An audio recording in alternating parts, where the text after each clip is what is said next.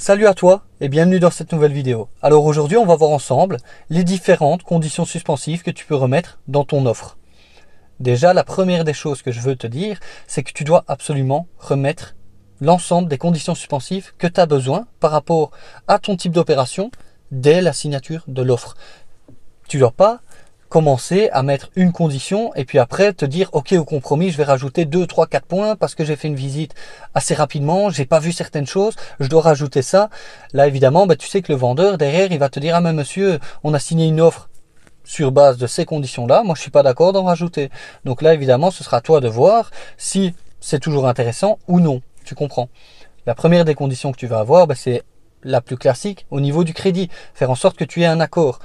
Si la banque ne te finance pas, tu peux avoir juste 2 refus bancaires, tu te retires, ok c'est bon, t'es libéré. Tu vois, si tu n'as pas mis cette condition, tu vas juste devoir payer, si tu n'arrives pas à financer, tu vas devoir payer 10% voilà, d'indemnité pour l'immobilisation du bien, du vendeur, toutes des choses comme ça. Donc ne fais pas ça. Évidemment, cette condition, elle ne te concerne pas si tu achètes cash. Une autre condition que tu vas mettre, c'est au niveau de l'urbanisme, très important, au niveau de l'obtention des renseignements urbanistiques. Une fois que tu vas signer ton compromis, tu vas voir que voilà, dans tes conditions, ce sera au niveau des renseignements urbanistiques, la commune d'où dépend le bien va faire des recherches et va vérifier si oui ou non ton bien, il est en règle, tout simplement. S'il est en règle, c'est très bien. S'il n'est pas en règle, toi, tu vas devoir te dire, ok, est-ce que c'est un gros problème ou un petit problème? Si c'est un gros problème qui te bloque totalement dans ta rentabilité et tout ça, retire-toi. Tu as la possibilité évidemment avec cette condition.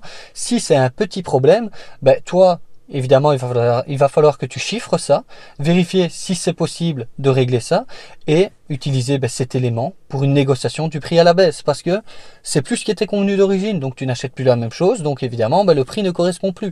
Donc tu fais en sorte d'avoir une diminution de prix. Si par exemple tu te positionnes, je sais pas moi, sur un immeuble de 3 appartements, tu vas devoir mettre en condition qu'il y ait bien 3 logements qui soient reconnus au niveau de l'urbanisme. Imagine que tu te positionnes, que tu mets pas cette condition et qu'au final tu te mets sur un immeuble. On te dit ouais, il y a 3 appartements monsieur. On remarque ensuite que en fait c'est pas autorisé, que tu peux pas en avoir 3 mais que tu peux en avoir que 2 et qu'en fait le logement du dernier étage doit être relié avec l'appartement du 2e étage pour en faire un duplex.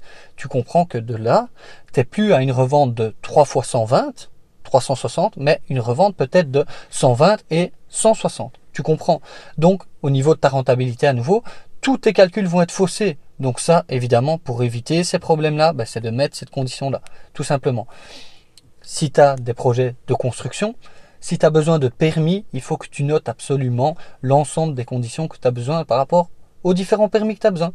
Parce que si tu achètes et que tu as un projet de construction, je sais pas, d'agrandissement, n'importe, et que tu as besoin de permis, d'autorisation, et qu'au final tu achètes, tu mets pas cette condition, et puis après qu'on te refuse justement ton permis, tu comprends que tu vas être à nouveau dans la merde. Parce que ta rentabilité sera basée sur ton projet fini, et toi tu te diras, ah ok, je fais quoi maintenant? Tu comprends? Et si au final tu avais pour but de réagrandir, je sais pas, de 80 mètres carrés, tu n'auras pas ces 80 mètres carrés en plus qui viendront se rajouter au prix de vente. Donc si ton opération ne fonctionne pas à nouveau à ce niveau-là, tu vas être à nouveau dans l'embarras. Donc évite et remets cette condition-là. Tu vas devoir vérifier également au niveau des droits de préemption. Tu sais, si, je sais pas moi, tu visites un bien et qu'il y a un locataire qui est en place et que le locataire, en fait, dans le bail, il y avait un droit de préemption qui dit que lui est prioritaire dans le cas d'achat du bien, mais que lui, le locataire, n'a plus de contact avec le propriétaire vendeur et que le vendeur ne veut pas lui vendre à lui, malgré qu'il soit propriétaire et qu'il te le vend à toi et qu'après on remarque que le locataire avait un droit de préemption, toi, la seule chose que tu vas faire, c'est perdre ton temps. Tu comprends? Si tu as aussi un droit de préemption, je sais pas moi, par rapport à la commune, des organismes publics, tu comprends, qui eux pourraient très bien être intéressés par ton bien, mais qui ne sont pas encore manifestés. Si toi tu remets une offre, évidemment, tu comprends que là aussi tu vas perdre du temps. Donc c'est pas intéressant. Tu as une autre condition que tu peux mettre aussi, c'est une clause de substitution. Ça, c'est le fait de, voilà, tu te dis, ok, ouais, j'ai remis une offre.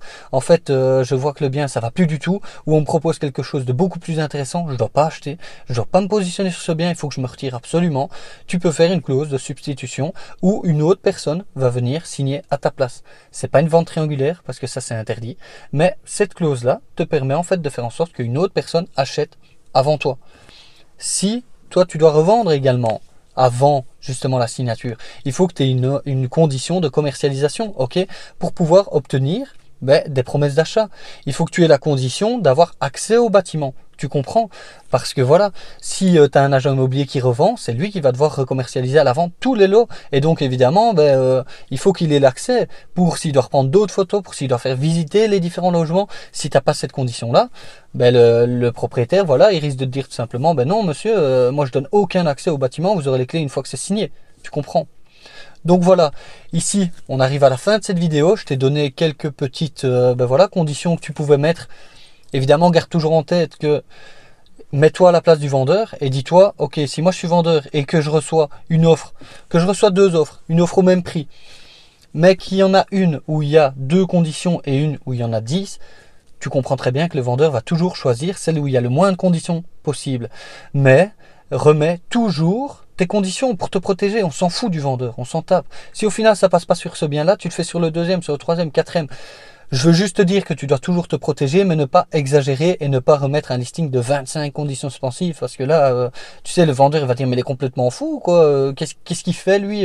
En plus, il me demande un délai de 8 mois entre le compromis et l'acte, ça va pas du tout. Donc voilà, sur ce, on est à la fin de cette vidéo. Je te remercie si tu es toujours là. Et si maintenant tu veux en savoir plus, tu as juste à cliquer dans le lien de la vidéo, tu auras accès à une formation qui reprend tout le processus d'achat-revente immobilier et toutes les différentes stratégies d'optimisation que tu as à mettre en place.